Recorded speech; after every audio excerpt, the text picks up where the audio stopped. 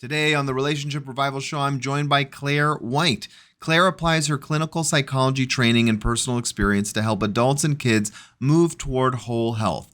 Through her coaching practice, she offers group presentations and workshops, as well as individual parent and family coaching that focuses on improving emotional, mental, physical, relational, and spiritual health. Because it's a colossal job, Clair specializes in parent coaching, helping align communication, interactions, and discipline with each family's core values. Relationship and communication coaching is at the center of most of her work with clients. Outside of work hours, you'll find Clair spending whatever time she can with her 3 teenagers, exercising, walking and talking with her husband, or engaging in some variety of church activities. I'm excited to have her on the show and learn a few pointers that I hopefully can take into my own life with my 4 kids in the chaos that I call home. You're listening to the Relationship Revival Podcast with John DeBach, also known as Mr. Spirituality. That's me.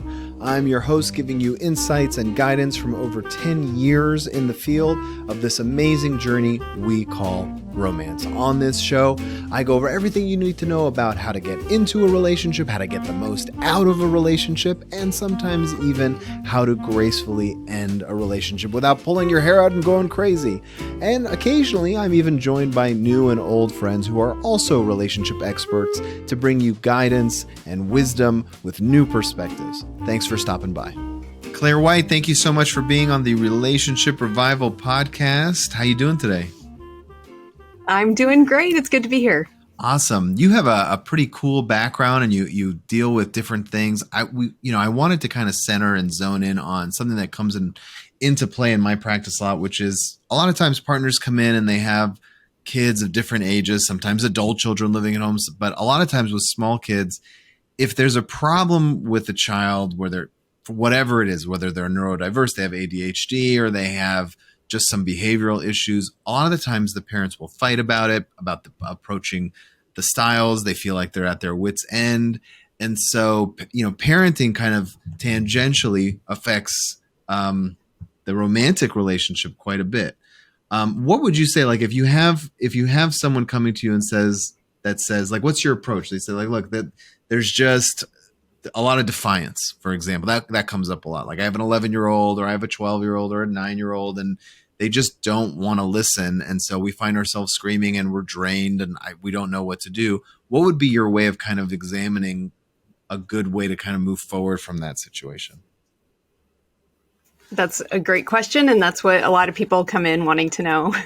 So a lot of times as parents, we tend to focus on the kids' behaviors, what they're doing, what they're not doing, the tension that the behaviors end up creating in the house. And one of the first things that I end up doing with any family that comes in is try to figure out what their values are, what's most important to them, because usually in that conversation, one of the things that surfaces is that their relationships or respect or, there are some deeper values that they're really trying to focus on or that they think are really important in their home.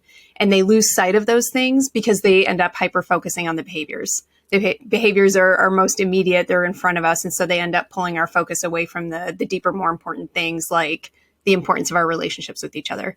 So if you kind of draw your attention back to those deeply important things like relationships and communication and health in the family, then we can start to remember what it is that we're trying to work toward.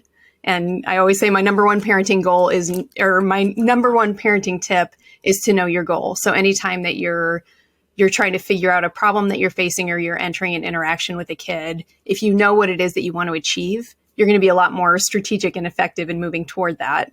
And so sometimes we just need to remember, like, really when we're entering an interaction with our kids, the thing that is most important, the thing that we really want to communicate more than anything else is that we love and value and want what's best for them.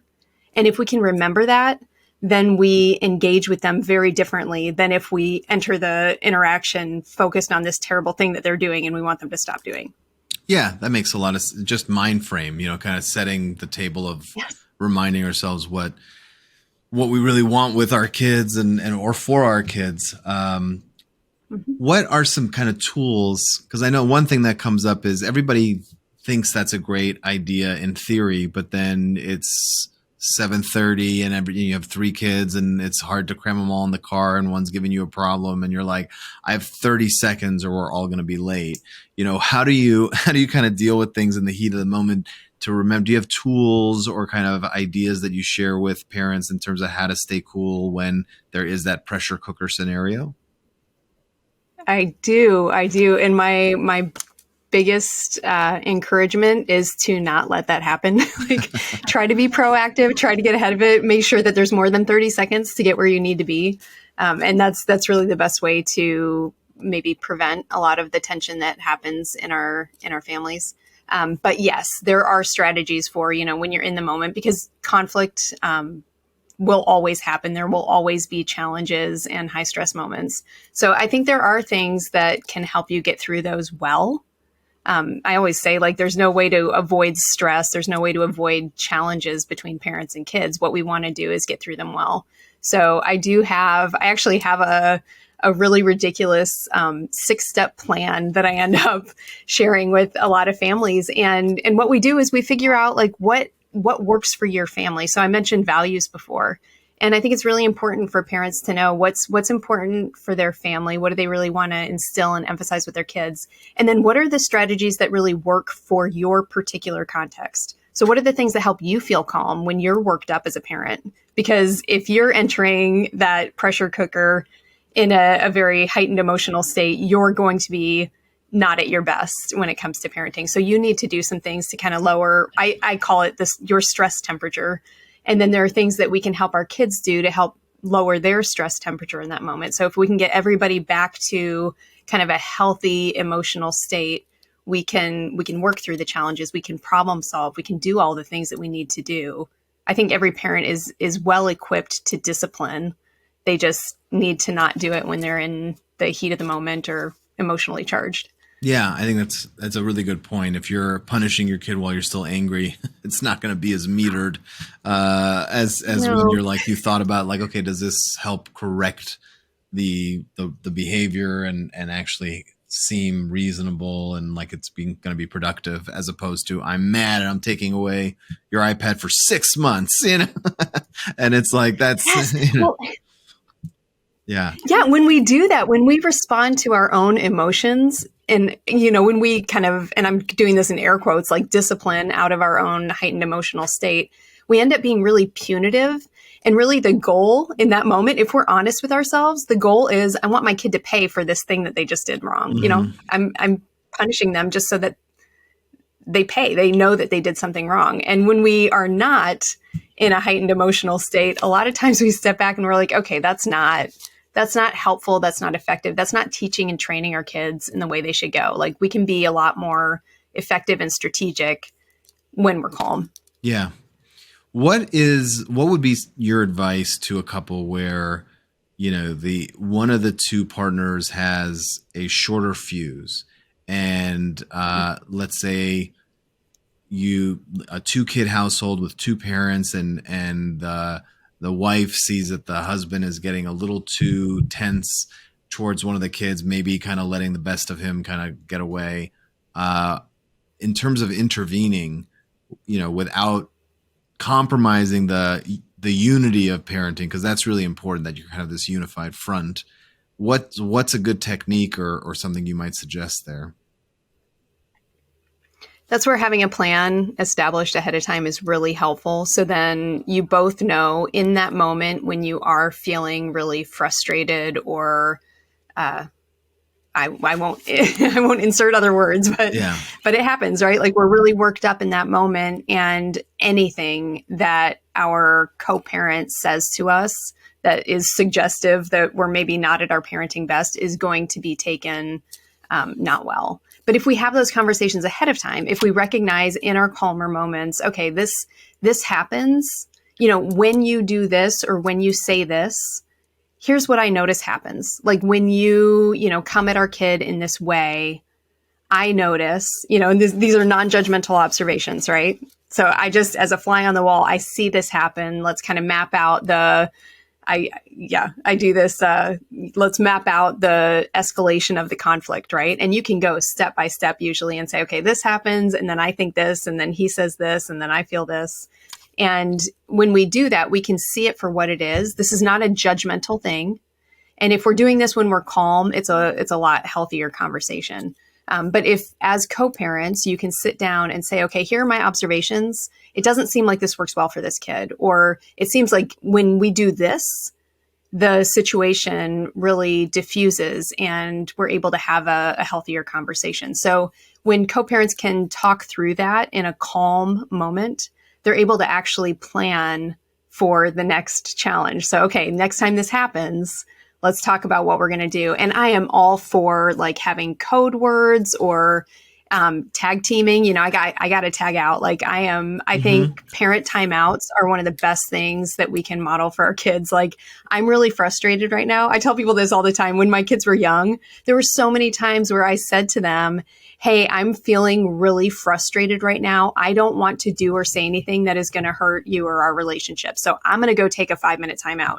Just give me a break. I'll come back. I'll be better. Yeah. And I think we can do that together for sure as co-parents and as a team that's working together, hopefully with our kid, because that's one of the things that I think it's really important to emphasize is that as a family, we're a team. We are all on the same team. We're on the same page. We all want the same things. We want peace in this house. How can we work together to achieve that? And I think just planning ahead and having a strategy for that is totally worth the time and effort it takes to do that. You mentioned a 6-step plan. Is that something that you work through with a lot of people who come into you? Is it consistent, or like you have a framework for it, or is it something that's a little more customized? Yeah. It is both. So I have a template that I use, and I'm big on worksheets. I've got a worksheet for everything. And so I have this template that it's got pictures. It's kind of juvenile because I want kids to be able to use it alongside the adults. But it's something that I work with children and adults on creating this plan. And the idea is that the 6 steps are consistent for every family, but the strategies that each family uses within each step is going to be different. And even in the family, individuals might have different strategies for how to cool down. You know, one of the steps is to just engage in some sort of physical relaxation, work the stress and the tension out of your body. Well, for some people that might be physical activity. It might be exercise. I've worked with parents who have seriously done a timeout in the middle of a challenge and said, I'm going to go get on the treadmill because they know that they need to work that angry energy out. Right. And then, you know, sometimes for kids, it's like taking a warm bath really calms them. And so in the heat of the moment, that's the way that they're going to work the stress, the tension out of their body. Or muscle relaxation, or deep breathing, mindfulness strategies. So are those might be different. Are they connected to de-stressing then, like specifically, or is that just part of the process? Yeah. So this is my overall plan is for getting through those stressful or challenging situations well. And so the first thing that you do in this model, this plan, is to take what I call your stress temperature. And if you're in the red, if you're at an unhealthy stress level, then okay, before I step in and try to problem solve or address this issue, I need to manage my own stress level. I need to, engage in some sort of relaxation strategy to work the tension out of my body. I need to do some cognitive work, some mindset work, just to get myself into a healthier place because I'm on a negative reel. I mean, when we're in those moments with our spouse or with our kids and something is not going right, a lot of times we can just start spinning, and we just get full of all those negative thoughts about the kid, about this never changing, this happens all the time, he's always doing this. And then we start attributing, there's so much negative bias in that and accusations and assumptions. So the next step after the physical relaxation is to do some cognitive work and to tackle some of those negative thoughts, those automatic thoughts, and to just help shift the focus to some healthier thoughts. And so once you've done the physical and the cognitive sort of de-stressing, decompressing, then you can step into problem solving. And the problem solving, with kids, that might be working through the pros and cons of every option, kind of going through a classic problem solving strategy. With parents, a lot of times we're talking about discipline. So rather than disciplining out of that heightened emotional state that you had in the beginning of this process, Now we're going to sit down and think strategically about reinforcers and punishers, and we're going to use consequences appropriately, and we're going to actually strategically and effectively address this concern in a way that aligns with our family's values. Yeah, that makes sense. That's it's a nice kind of protocol you've laid out a little bit there. It's funny because in couples work, I'm Gottman trained as a counselor, and so we use a lot of those same ideas. We have different terminology. We call it being flooded, but I always tell people, it's interesting. If your heart rate gets over a certain amount, they've done the clinical research, and it's physically impossible for you to comprehend what the other person is saying because your brain is in a different state. So, because a lot of people say, Yes. well, I'm mad and I want to talk when I'm mad. I'm like, but it's not effective. It's just not. So, and one thing I was going to ask you is it typically takes physiologically men more time to calm down than women, but I only done the research on the adult side. And it's 15 to 20 minutes typically for women, and then 30 minutes on average for a man to come down when they really get to that level. And there's different theories on why, kind of going back to the physiology and the hunter-gatherer times and stuff, and how we had different roles. And obviously we can't prove any of it, but just different ideas. Have you had any kind of insight into how long it takes kids at different ages and if different genders have different kind of cool-off times, or is it all over the map? I haven't focused on the times. That's a really interesting question. Now I'm going to start asking that. Yeah.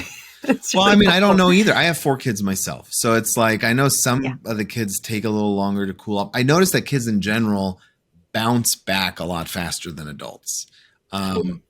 Especially if they feel heard or validated. They don't hold on to things as much. But that's kind of normal kids, right? They get happy in a second and then sad the next second. And it's like this roller coaster. I mean, if they were adults, they'd almost be looked at as this weird manic depressive swinging bipolar kind of thing, because that's just the way kids are. So, but they do still need that cool off. It's just like, okay, how much? And that's what a timeout essentially does, right? It gives them that time to cool down so we can come back to the table. And when they're young, we like the kind of the classic thing that I was taught by so many people was, it's a minute per age for the child until they're like 5 or 6. And then it's like, okay, then they sometimes it does depend. So I think there is something to be said about how much time they need. I have a question for you though. You talk about like the juvenile kind of nature of some of your worksheets, because it has to kind of be this 4-quadrant thing where everybody in every, age group needs to be able to connect it. Do you use a lot of imagery in your work? I do. I have a lot of frameworks and models, and I think it's just the way my brain works. I see things in pictures, and so I'd love to hear one. I do have a lot of. If you can share an example of how they work.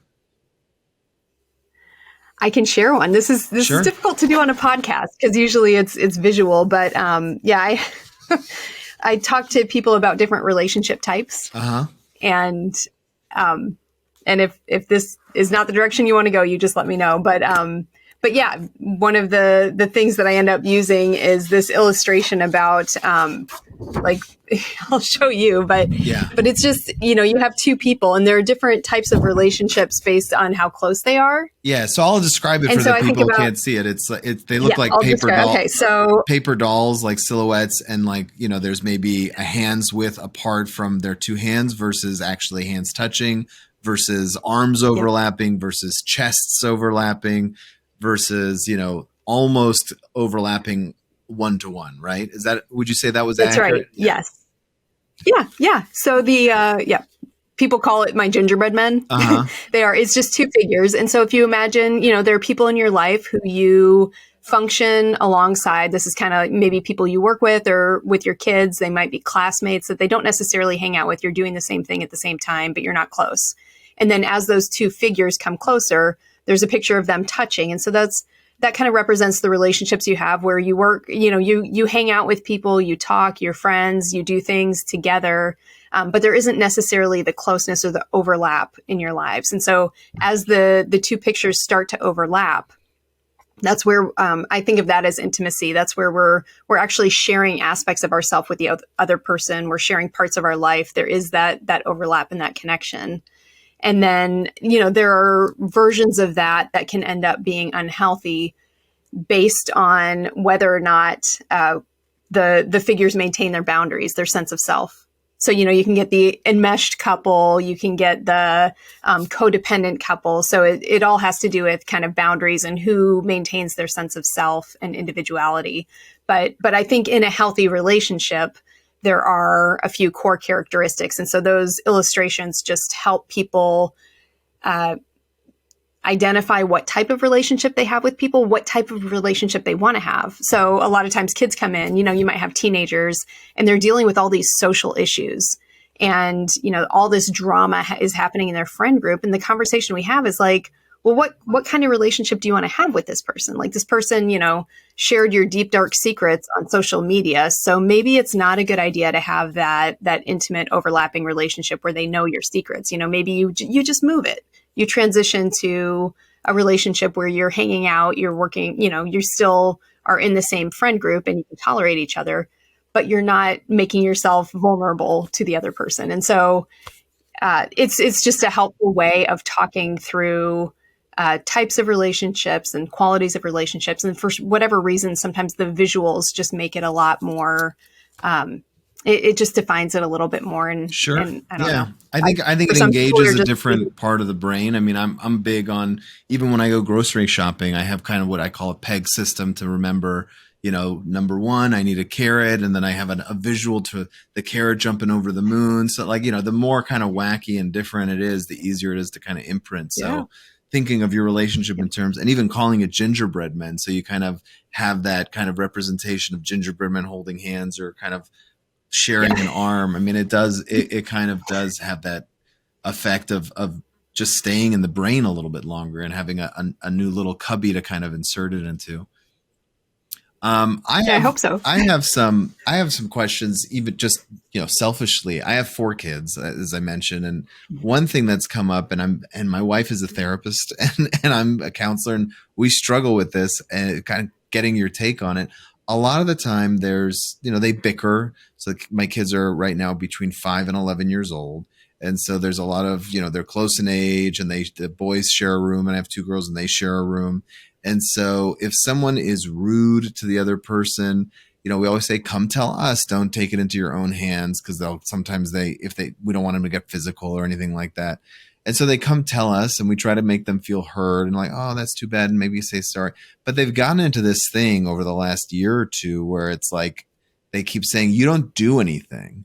It's like, well, we come tell you and you don't do anything. And I asked them today on the way to school, I'm like, well, what do you want me to do? You want me to beat them? You want me to hit? And it's like, no, punish them. And they have that punitive drive that you're kind of you mentioned earlier that parents have, but it's like, sometimes what they're asking for is like, there's no kind of way to, even if it was justified that it should take a punishment, it's never enough. It's never satisfying. So I'm kind of curious, like how to work through it with kids who are young and don't have that idea that like you're being unreasonable. Yeah. I would say my first question would be, what do they want with the other person? So not just what do they want in terms of discipline or your response to the other kid. What do they want with that other sibling? So if it's a situation where, somebody snatched something from, like he took my iPad, he took my whatever, crayons, markers. Yeah.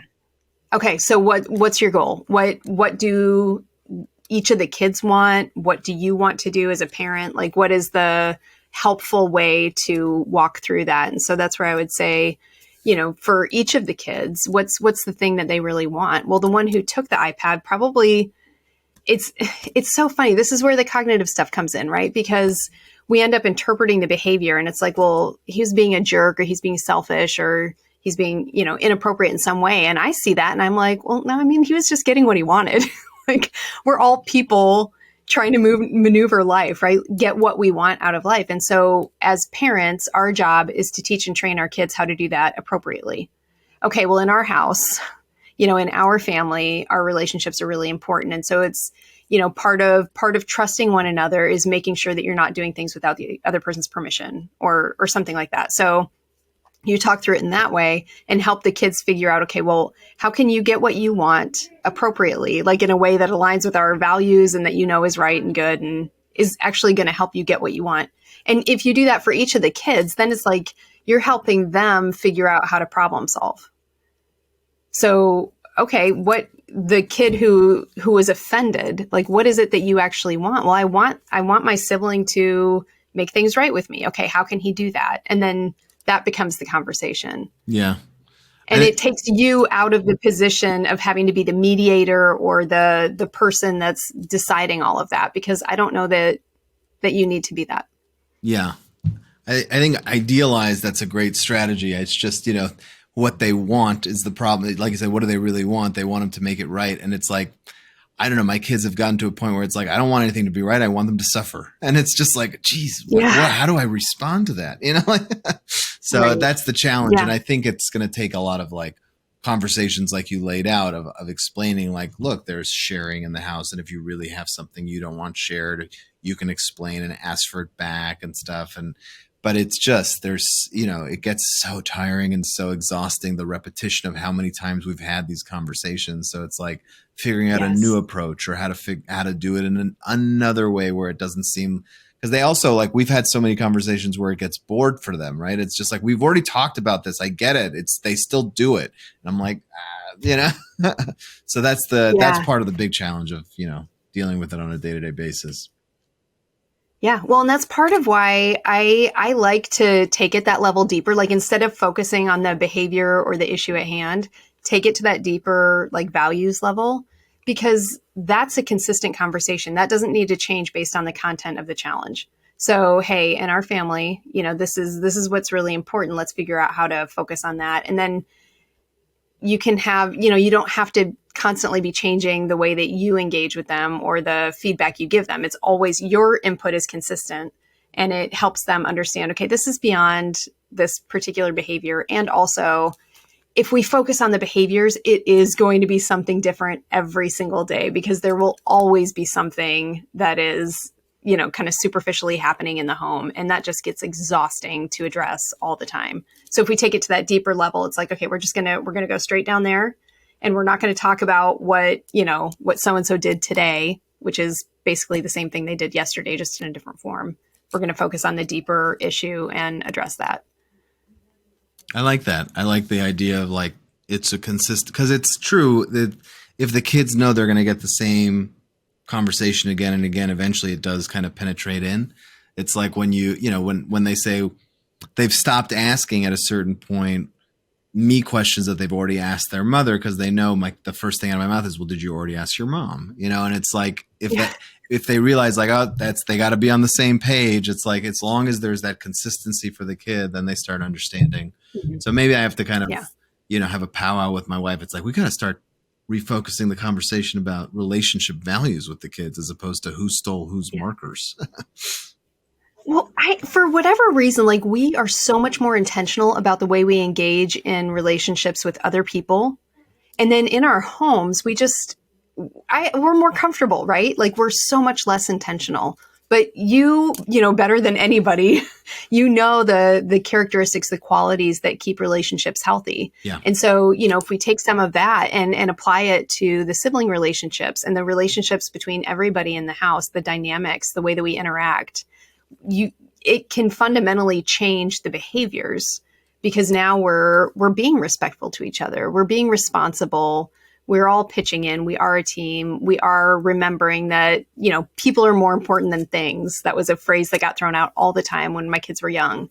And my husband just started saying it. And then we suddenly realized, oh, wow, that's a value. Mm-hmm. But just reminding them, like, hang on a second, let's focus on the relationship stuff, the relationship qualities and characteristics, and the things that will help you have a healthy relationship. And then they'll be able to figure that stuff out on their own. Yeah. Fantastic stuff. Great ideas here that you're sharing. I'm a big fan. If someone wants to work with you, I mean, what's the best way for them to reach out and start talking, or what kind of resources do you want to kind of point them to? Yeah. I have a few different things. Everything is sort of centered on my website, which is clairgoodmanwhite.com. And that's Claire with no E. On there, I have a couple of resources. I actually have a kind of a workbook style ebook that outlines that 6-step plan that people can download straight from my website. I have a bunch of short, mostly parenting focused videos on YouTube. There are a few other things thrown in there. And then I have some video courses available as well that people can consume on their own whenever and wherever is convenient, which is usually helpful for parents.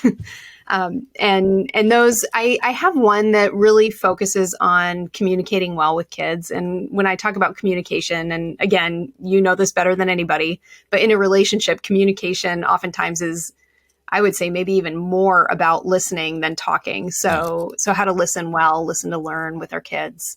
I have a course available for that. And then I do work individually with people or families, or, I can do parent coaching virtually. I'm located in Indianapolis. I do see people in person, but I'm always happy to do virtual sessions if people are scattered around the country. And anyone can reach out to me through my website, which is probably the easiest way. Great. I also have there's a mailing list that people can sign up for on the website too. And when you do that, you get access to a free course on perspective taking, which is really helpful, again, as parents to figure out how to understand and kind of see the world through our kids' eyes. And that can end up being a really helpful resource as well. Fantastic. And it's clairgoodmanwhite.com, Clair without an E. So clairgoodmanwhite.com. Is that right?